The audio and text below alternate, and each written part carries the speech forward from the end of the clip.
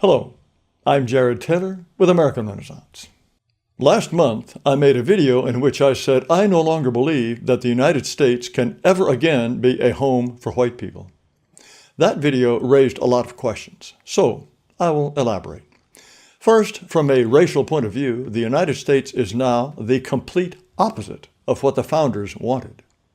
They set up an explicitly white nation. The preamble to the Constitution, written exclusively by white men, says its purpose is to secure the blessings of liberty to ourselves and to our posterity. Ourselves and our posterity meant white people. Do you doubt that?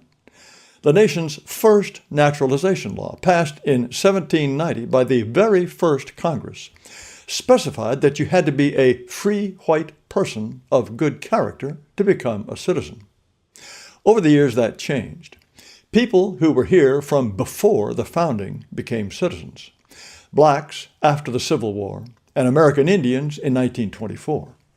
Whites still took it for granted that they would always be the majority and shape the nation. This was true until about the 1950s, but then things started changing quickly. Through what are called civil rights laws and court decisions, Americans lost the freedom of association, the right to choose their associates, schoolmates, and neighbors. In 1965, Congress scrapped an immigration policy that had been designed to keep the country majority white. That set in motion momentous changes. In 1965, whites were nearly 90% of the population. Imagine if someone had told Congress that if it passed that law, in 60 years, white children would be outnumbered by non-white children, and that in 80 years, whites of all ages would be a minority. Congress would have recoiled in horror. Needless to say, no one ever asked whites if they wanted to be outnumbered in the country their ancestors built.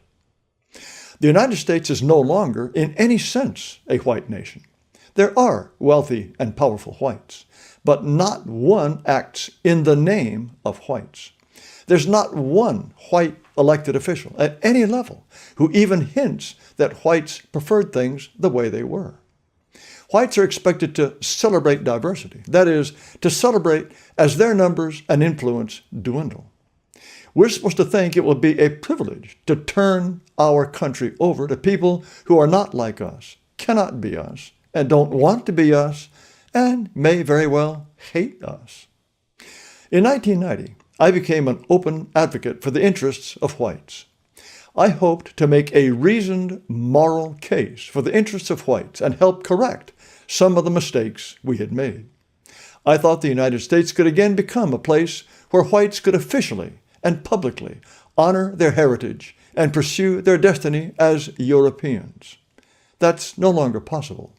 We can still live here, but it cannot be our home, the way Japan is a home for the Japanese and Turkey is for the Turks.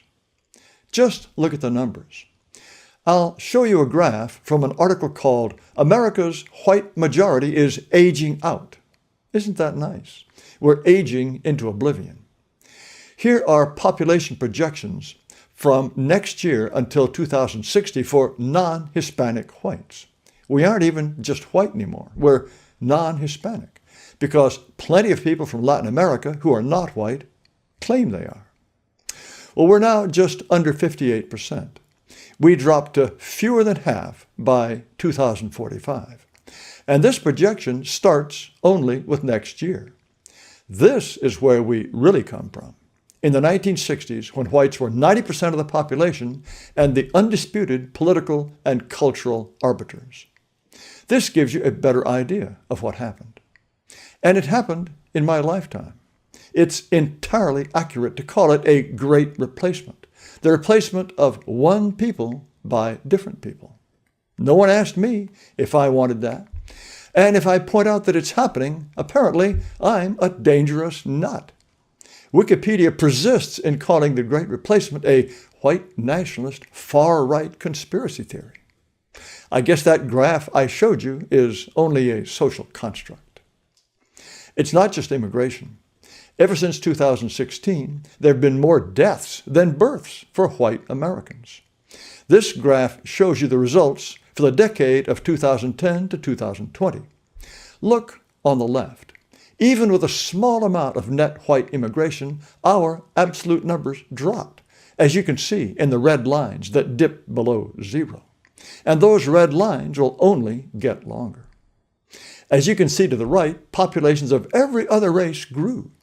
Hispanics rollicked along, adding about 1 million every year, and Asians and blacks are increasing too.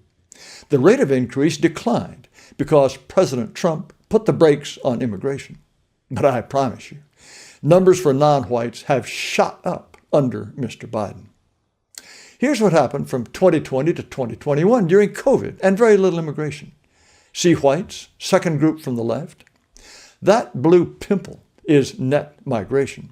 That plunging orange line means there were nearly 1 million more deaths of white people than white babies born. Everyone else had nice natural increases. The age distribution is also against us. Whites in gray are below the 50% line for all ages up to 18. And even at the very right end, the geezers, we're still not even 80%. The median age of whites is 44, Asians 38, blacks 35, and Hispanics just 30, 14 years younger than the median age for white. More white deaths, fewer white births every year, and giant crowds crossing the border. The Great Replacement is in high gear. Even if immigration stopped tomorrow, replacement would go on. And replacement changes everything. Look at the voter population. Over on the left, whites are the light brown bars. Just since 1996, the white percentage dropped from 85 to 67%, and it keeps dropping. Non-whites who overwhelmingly vote Democrat swing elections. When was the last time a majority of whites voted for a Democrat for president? 60 years ago, in 1964. Lyndon Johnson. Since then, every Democrat president got only a minority of the white vote. Non-whites put them in the White House. Whites didn't get the president they wanted. Whites didn't want Jimmy Carter or Bill Clinton or Barack Obama or Joe Biden. Non-whites wanted those presidents, so that's what we got. Too bad, whitey. When America was a home for white people, they chose the president and everyone else. Now, most elections are a racial headcount, and non-whites vote for people who look like them, no matter how stupid. Hank Johnson, who represents a black district in Georgia, warned against a troop buildup on the island of Guam. My fear is that the whole island will become so overly populated that it will tip over and capsize. Only 16.6% of Sheila Jackson Lee's constituents are white.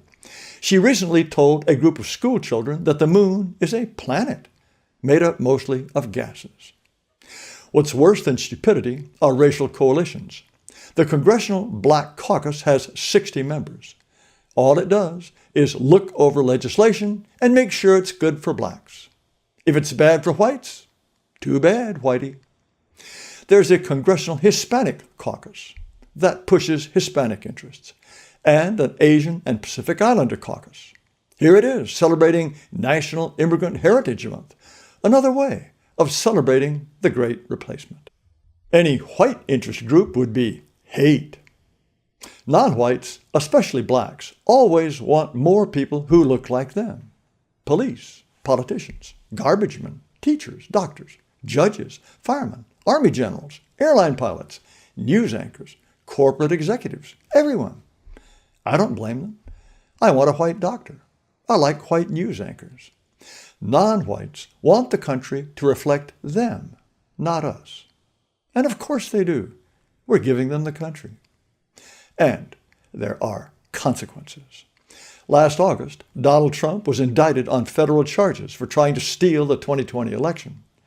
At trial, the presiding judge will be Tanya Chutkan, a black woman born in Jamaica, appointed by a black Democrat president, to whom she made campaign contributions.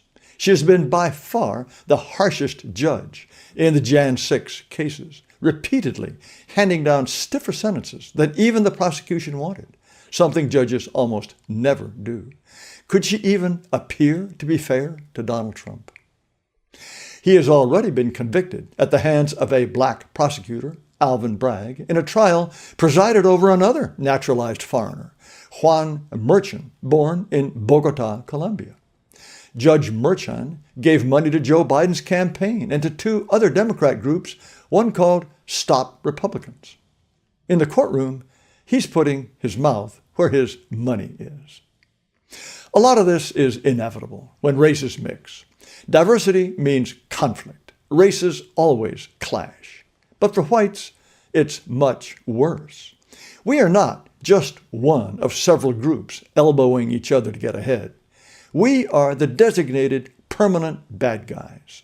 We are designated permanent thieves, rapists, murderers, oppressors, guilty by descent from thieves, rapists, murderers. We are the designated permanent punching bag to be insulted and exploited by critical race theory, DEI, affirmative action, and Hollywood. All the people we thought were heroes are now villains, and what we thought were American achievements are now crimes. We face contempt, envy, revenge, violence, and certainly no thanks for building what people used to call the greatest country in history, and for letting everyone else in. Not one whisper of gratitude for treating minorities far better than any other country ever did. Point this out, of course, and it's proof of your white fragility and that you're blind to white privilege. Does this constant hectoring help explain why there are so few white babies?